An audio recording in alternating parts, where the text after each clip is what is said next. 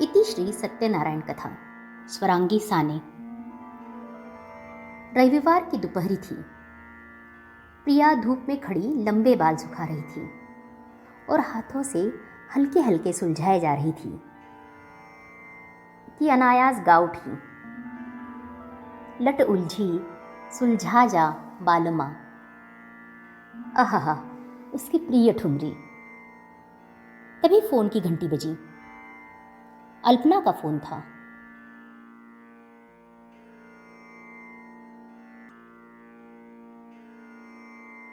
अल्पना उसकी बचपन की सहेली थी। दोनों ने साथ में कथक सीखना शुरू किया था। प्रिया ने हेलो कहने की बजाय फोन उठाते हुए उसी रो में गाना जारी रखा। माथे की बिंदिया दरक गई। अल्पना ने भी हेलो न कहते हुए पंक्ति को आगे बढ़ाया, अपने हाथ लगा जा साजना। और फिर हंसते हुए बोली, और जाने मन। यह अल्पना का प्रिय वाक्य था। वह प्रिया को जाने मन कहकर ही संबोधित करती थी।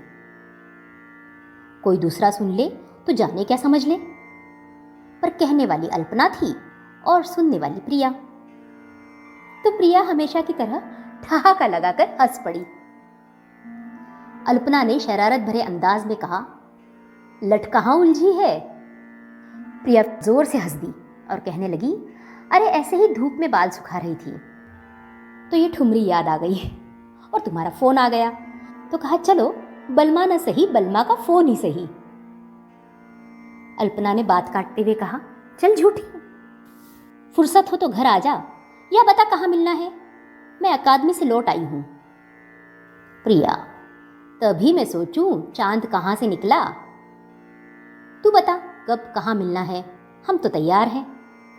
अल्पना, तो फिर घर ही आ जा, उसी तरह रसोई घर में खड़े होकर लंबी बातें करेंगे। दोनों एक साथ हंस पड़ी। प्रिया और अल्पना साथ में रियाज करते, गुड़िया से खेलते, कभी कभी साथ में रसोई घर में काम भी करते। दोनों को नाटक में काम करने का भी शौक था। गुड़िया खेलने की उम्र जब गुजर गई तो दोनों अपने अपने रास्ते चल पड़ी थी। अल्पना का चयन नाट्य अकादमी में हुआ था और वह दूसरे शहर चली गई थी। प्रशिक्षण समाप्त हो जाने के बाद वह लौटी थी और प्रिया उससे मिलने आई थी। थोड़ी देर इधर उधर की बातें हुई। फिर अल्पना की मां ने ही पूछा, चाय पियोगी? प्रिया और अल्पना खिलखिला उठी और दोनों रसोई घर में चली गई। पुराने घर का थोड़े अंधेरे और थोड़ी सीलन से भरा यह रसोई घर पहले भी उनकी कई बातों से रोशन हुआ था। अल्पना ने प्रिया का हाथ पकड़ लिया और हंसते हंसते बताने लगी कि अकादमी में उनका दिन कैसे शुरू होता है और कैसे दिन भर केवल नाटकों की ही बातें होती हैं।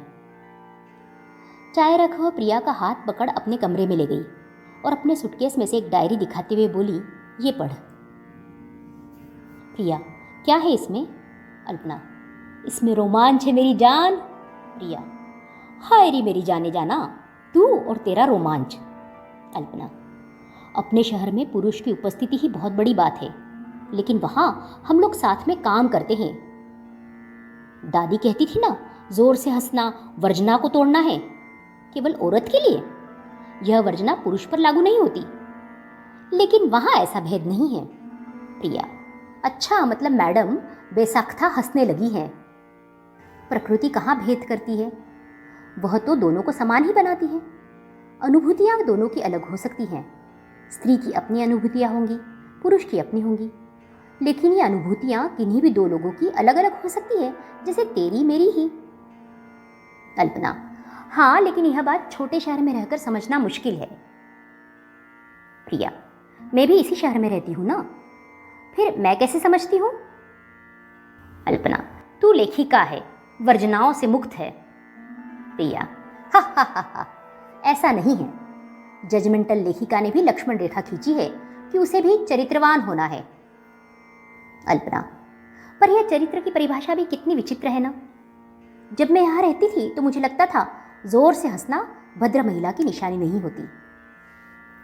प्रिया, तो अब तेरी भद्र महिला की परिभाषा बदल गई लगता है। अल्पना, हाँ, पहले लगता था, संकोच, शर्म होना अच्छे संस्कार हैं। प्रिया, धीरे बोल, कोई सुन लेगा तो लेने के देने पड़ जाएंगे। अल्पना, इसीलिए तो किसी और से नहीं, तुझसे बात कर रही हूँ। एक हमारी दुनिया है जहाँ शर्माना स्त्री का गहना है, और मैं जहाँ से आ रही हूँ वहाँ तो लड़कियों को शर्माना आता ही नहीं। तो किस आधार पर अच्छी या बुरी स्त्री को परिभाषित करेंगे? प्रिया, हमने नाई का भेद पढ़े थे, याद है? भय, संकोच, लज्जा को त्याग दे, वह प्रगल्भा नाई का होती है। हम थ्योरेटिकली सीख लेते हैं, उसे आजमाते हुए डरते हैं। हम बातों में मुखर हो सकते हैं, लेकिन व्यवहार में मुखर होने के लिए अतिरिक्त साहस या दुस्साहस चाहिए। हम नहीं मानते कि यही तो उसके प्रगल्भ होने की निशानी है। तटस्थता से देखो, पश्चिम में 18 साल की उम्र में लड़का लड़की दोनों को छोड़ देते हैं कि अपना पैसा कमाओ। हमारे यहाँ लड़कियों को हमेशा अंतिम समय तक प्रोटेक्ट करते हैं। परिवार के बीच रहते हुए साहस या दुस्साहस संभव नहीं हो सकता। हमारे यहाँ लड़कियों को पता ही नहीं होता कि जीना किसे कहते हैं। वहाँ उन्हें जीवन के भंवर में फेंक देते हैं समाज के अंदर। उन्हें आर्थिक दृष्टि से भी खड़ा होना होता है और जीना भी होता है। अल्पना, फिर कौन तय करेगा क्या सही है क्या गलत? प्रिया, हमारी कंडीशनिंग तय करती है कि क्या सही है क्या गलत। हमें लड़की बनाया जाता है, फिर नियम थोप दिए जाते हैं। कंडीशनिंग टू बी वुमन है हम पर। पता नहीं है बात और कहां तक जाती कि अल्पना को ध्यान आया चाय उबल गई होगी। दोनों रसोई घर की ओर भागी। चाय उबल रही थी और अल्पना के दिमाग में भी बहुत कुछ कुलबुला रहा था। अल्पना ने कपों में चाय उड़ेली और बाहर माँ को दे आई। दोनों फिर रसोई घर में थी। वे वहीं जमीन पर बैठ गई। अल्पना कह रही थी, मैं अगले साल फ्रांस जाने का सोच रही हूँ। प्रिया, सीधे फ्रांस? अल्पना, हाँ, पेरिस। कला तो वहाँ है। प्रिया, लेकिन इस शहर से बाहर लड़कियां भी सिगरेट पीती हैं। प्रिया ने हंसते हुए कहा तो अल्पना ने भी उसी अंदाज में जवाब दिया, मेरी जान प्रिया, तू है ना मुझे बताने के लिए कि सिगरेट पीने न पीने से लड़की अच्छी या बुरी नहीं होती। प्रिया, हाँ, अच्छा इंसान होने के गुण अलग होते हैं और कंडीशनिंग के गुण अलग। लड़के और लड़की का स्पर्श तक न हो, इसलिए उन्हें अलग अलग स्कूलों में पढ़ाते हैं। तो वे पुरुष कहाँ से आते हैं जो उठाकर बलात्कार कर लेते हैं? तब स्पर्श वर्ज्य नहीं होता क्या? अल्पना, तू क्यों यहाँ रहती है? तू भी चल चल, दुनिया देखते हैं। प्रिया, मेरे पास किताबें हैं जो मुझे दुनिया की बातें बता देती है। किसी को जानने के लिए उसके पास जाने की जरूरत नहीं होती। कभी कभी बहुत पास से भी चीजें समझ नहीं आती जो दूर रहकर आती है। अल्पना, पता नहीं, मुझे तो बिना कहीं गए कुछ समझ नहीं आता। फिर दोनों और भी जाने कितनी देर बातें करती रहीं। अल्पना फ्रांस से लौटी थी। प्रिया और अल्पना फिर उसी रसोई घर में थे। फिर चाय उबल रही थी और उन दोनों की भावनाएं भी। अल्पना, प्रिया, दुनिया बहुत बड़ी है रे। प्रिया, तो पूरी दुनिया देख ले। अल्पना, हाँ, अगले साल प्राग जाने वाली हूँ। अब प्राग क्यों? अल्पना, वहाँ विश्व नृत्य उत्सव में पर्चा पढ़ना है। प्रिया, जा जा, घूम ले दुनिया। अल्पना फ्रांस के बाद प्राग गई, फिर तुर्की गई, फिर पता नहीं कहाँ कहाँ। दोनों की इंटरनेट से बातें होती रही, सहेलियां बनी रहीं। फिर अल्पना की शादी हो गई, प्रिया की भी। अल्पना के बच्चे हो गए, प्रिया के भी। और सालों बाद अल्पना का फिर फोन आया था। प्रिया, अरे वाह, कैसे, कहाँ? अल्पना, अजी हाँ, ऐसे यहाँ। प्रिया, तो मैडम किस देश में है? अल्पना, अपने ही देश में सत्यनारायण की पूजा रखी है, तू भी आ जा। प्रिया, सत्यनारायण की पूजा?